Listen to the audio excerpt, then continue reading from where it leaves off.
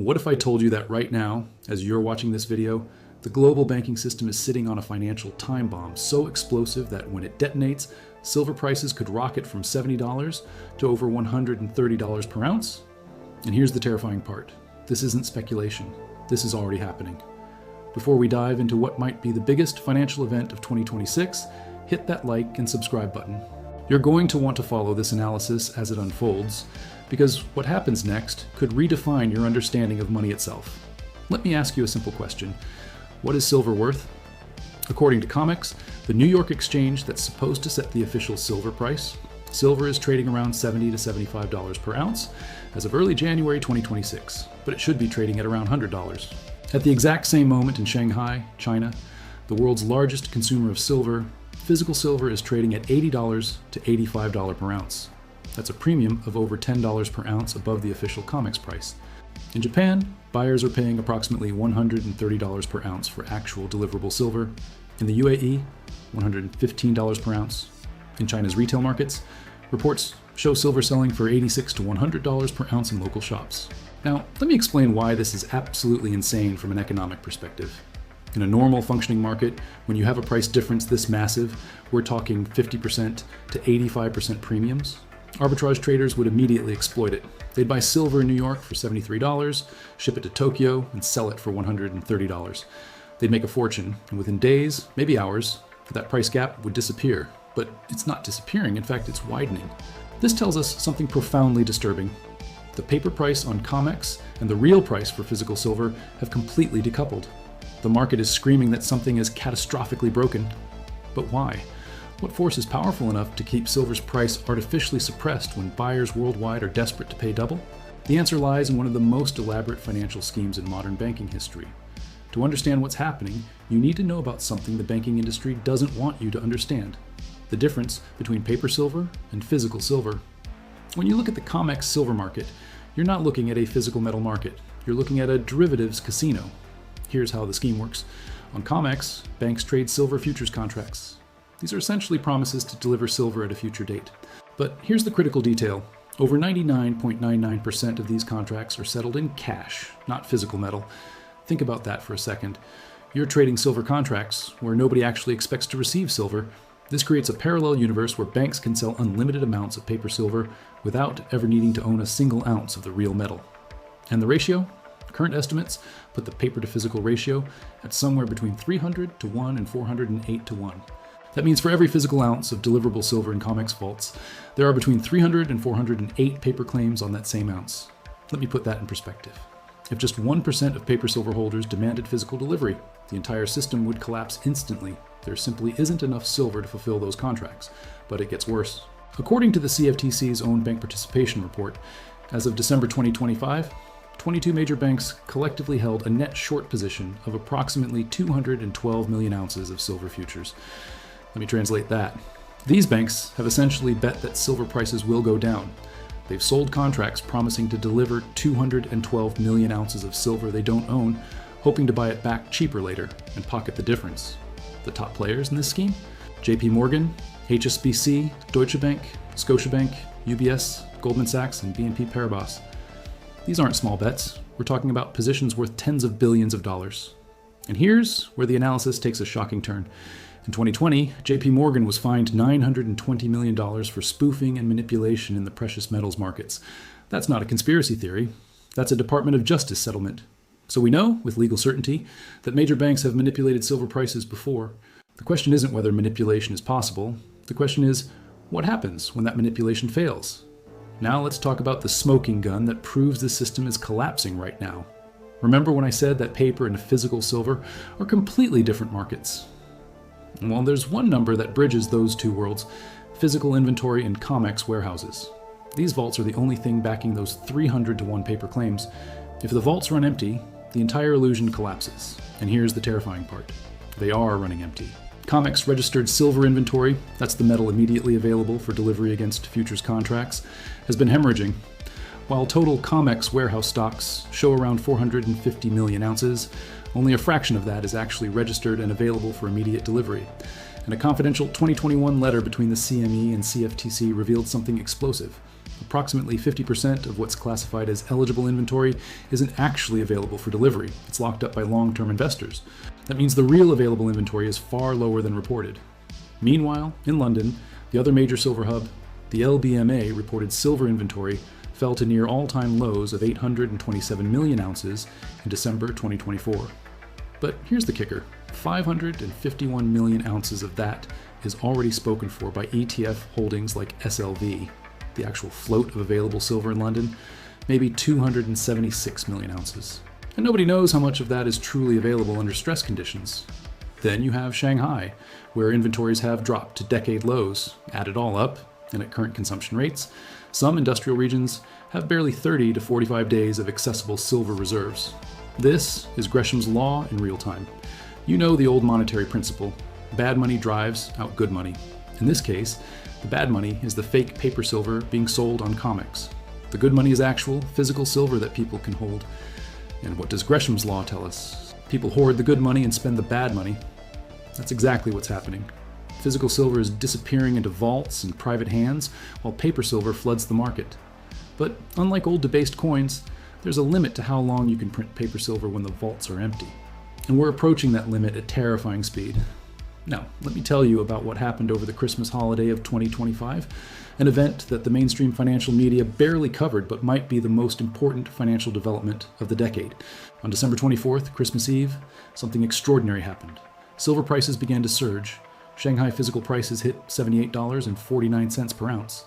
The Shanghai Gold Exchange went into backwardation, meaning spot prices were higher than futures prices.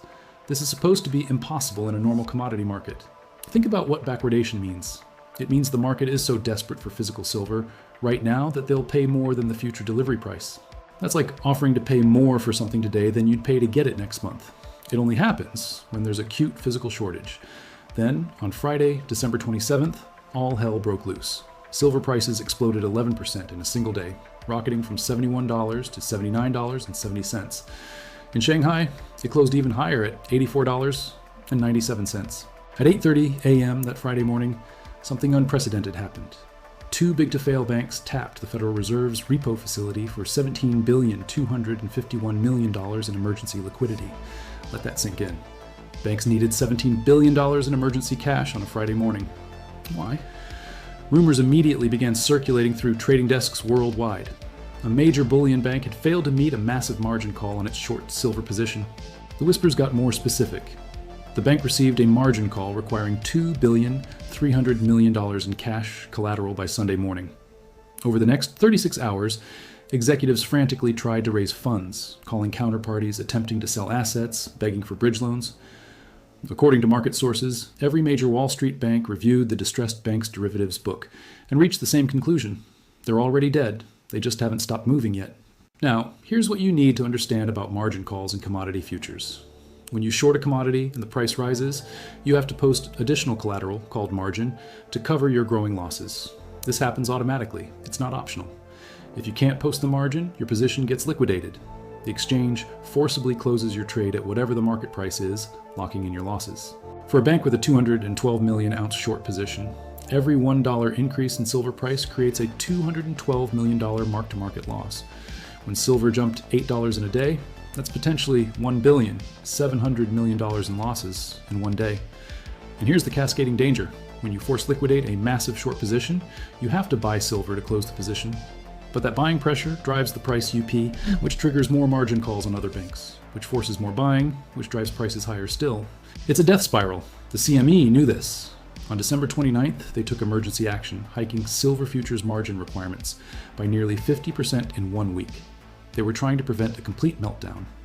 But here's what they can't prevent: the fundamental supply-demand imbalance. Let me show you why the situation is unsolvable for the banks, and why silver prices hitting 110, 130, or even higher isn't speculation, it's mathematical inevitability. First, understand the demand side. The Silver Institute reported a global supply deficit of 282 million ounces in 2024. That means the world consumed 1.3 billion ounces, but only produced 1 billion ounces. This is the fifth consecutive year of deficit. And demand is accelerating. Solar panels alone consumed approximately 200 million ounces in 2024.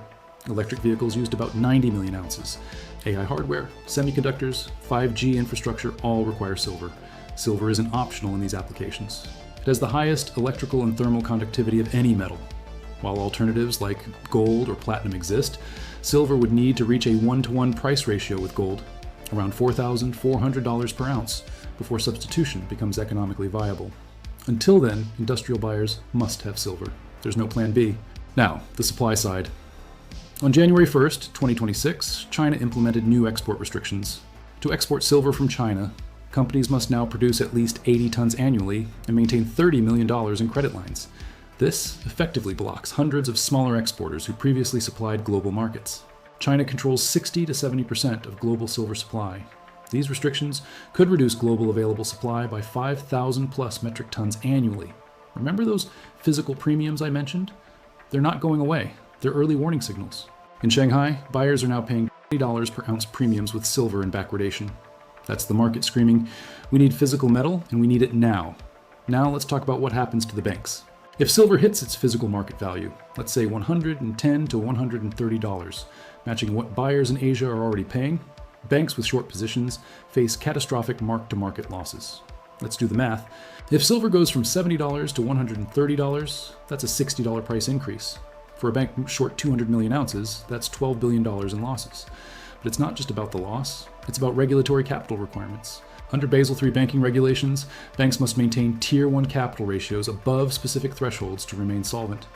Tier 1 capital is essentially the bank's core equity, their buffer against losses.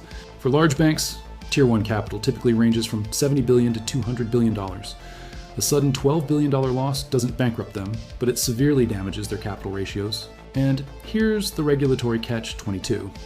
If your capital ratio falls below required levels, regulators can force you to raise capital, restrict dividends, or even place the bank under enhanced supervision. In a crisis scenario, with silver prices rocketing upward and multiple banks facing simultaneous losses, you could see a cascade failure reminiscent of 2008. This is why I said at the beginning, the banks aren't trading, they're fighting for survival. Every day they suppress the silver price through paper, selling is another day they stay solvent. Every day they can settle contracts in cash instead of physical delivery is another day they avoid the reckoning. But physical supply is finite. Vaults are draining. Industrial demand is non-negotiable, and somewhere around 30 to 45 days of inventory, the system breaks.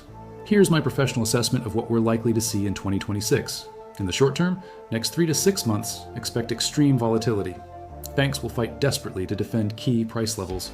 You'll see sudden violent price drops as they dump paper silver, followed by buying surges as physical demand absorbs the selling. Watch COMEX registered inventory like a hawk. If it drops below 20 to 25 million ounces, we're in the danger zone for a supply emergency. Monitor the Shanghai premium.